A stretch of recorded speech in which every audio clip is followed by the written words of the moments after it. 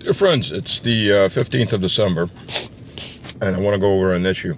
It's been playing in the Western press, especially on YouTube and places like that, a lot. The supposed demotion of General Suroviken. The Western media is playing this, and they have to, because Solidar is lost, Sol is lost, the Ukrainian defense is ripped open. Two encirclements are going north to the north side and south to Bakhmut, Artyomovsk. And a very large chunk of the Ukrainian defense is being destroyed.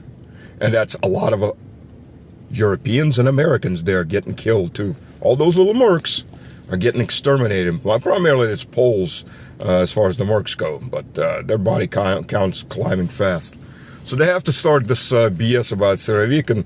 Suroviken is being replaced. Suroviken has not been replaced. What actually happened should really scare the shit out of the West, and it does, which is why another reason that they're playing this. What happened, first of all, Gerasimov was the head of Secretary of Defense, basically. Well, not Secretary, but the military side of Secretary of Defense. Joint Chiefs of Staff. Not head of Joint Chiefs of Staff, if you want to call it that, for the American equivalent. And it's just been confirmed that he's the boss. And he is the boss. It just got further confirmed. Suroviken is still in charge of the fighting, except what happened was that two very large and time-consuming responsibilities of Suroviken have been removed. There's going to be a new general in charge of supply chain, logistics. There's going to be another new general in charge of training the reserves and managing the training. So, what does that leave Suroviken?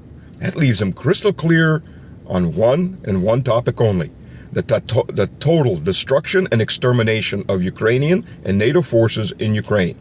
First order being Poles and Romanians, already there in large numbers. So yes, that does scare the crap out of the West, because that just means it's triple down and there's no going back. While they're watching the defensive line getting torn to pieces, the strategic reserve has been thrown in waves. First it was thrown in to try to hold it, and a good chunk of that strategic reserve that was being rebuilt after the previous strategic reserve got wiped out in Kharkov and Khersonov. We moved back and just bombed the crap and treated the crap out of the Ukrainian strategic reserve. New strategic reserve is being built up for spring. Most of that's been used either A, to hold the line and it's failed, or B, to try to close the line, and that's failed. There's been multiple heavy attacks, and they've all been broken. Russian aviation is in a target-rich environment, and the artillery just, pretty much a pop wherever you want, and you're going to wipe out some NATO fuck, or one of those Ukrainian meat bags that's coming in. Ukraine is now taking in children at 14, and people up to 60 years of age, including invalids, into service. So yeah, they're scraping. I mean, pretty soon it'll be 10, 12-year-olds. The kids they're pulling in now haven't ever shaved. But hey, it's good for America, well, for DC and London. Because, hey, it's only meat. And Poles are loving that too, because it's even less man meat. And they'll use the women to breed more Poles, to make up for all the thousands of Poles getting wiped out or getting invalidized as the war goes on. So you got to replace that. And if you can get rid of the male population, which Poland is doing very effectively on the Ukrainians. Too bad the Ukrainians are too stupid to wake up and realize they're being exterminated. They're being herded off that cliff, and we're the rocks at the bottom of that cliff. The West is very happily herding them all off that cliff, hoping to break the rocks at the bottom. If you throw enough lemmings down there, maybe something will happen. Oh, and for further news, for all you, there's no Nazis in Europe and America, and definitely not in Ukraine. It's all hunky-dory Russian bullshit.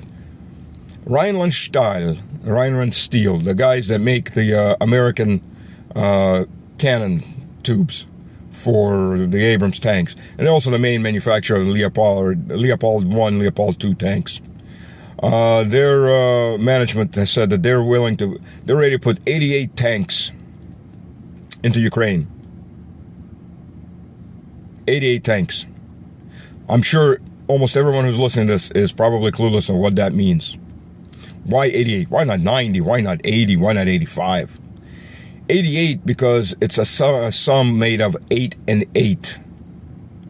Now look up the number, the letter that's in the 8th place in the English alphabet, or the Latin alphabet. That's the letter H. 88 stands for HH. What does HH stand for? Heil Hitler. It is an old code used by Nazis. The fact that the management, the top management of Rheinland-Stahl, one of the biggest companies in Germany and Europe, one of the biggest tank manufacturers in the world, has put that out, says a lot about what or who is running the show in the West. They're not hiding anymore. They don't need to hide anymore.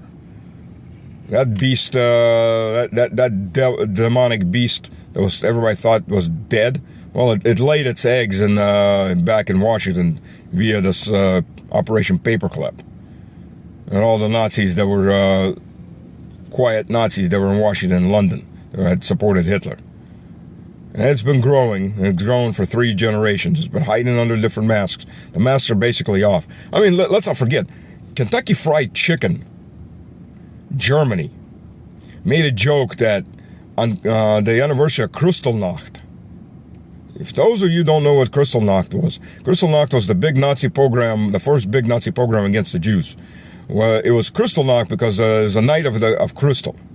Crystal because of all the broken glass of all the Jewish businesses that had been windows have been broken out, people have been beaten, murdered, etc.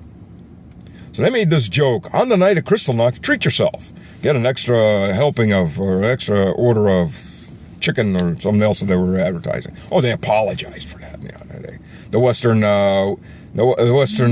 scum like that makes jokes like that. They always apologize. You know, their apology is about as worth as much as their souls. Not much.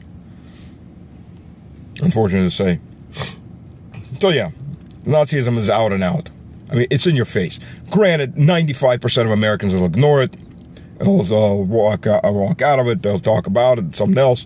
They'll be more worried about whether they can chop off their little boys' nuts or chop off their little girls' breasts to make them transgender fluid or whatever the other satanic crap that's been pumped in their heads.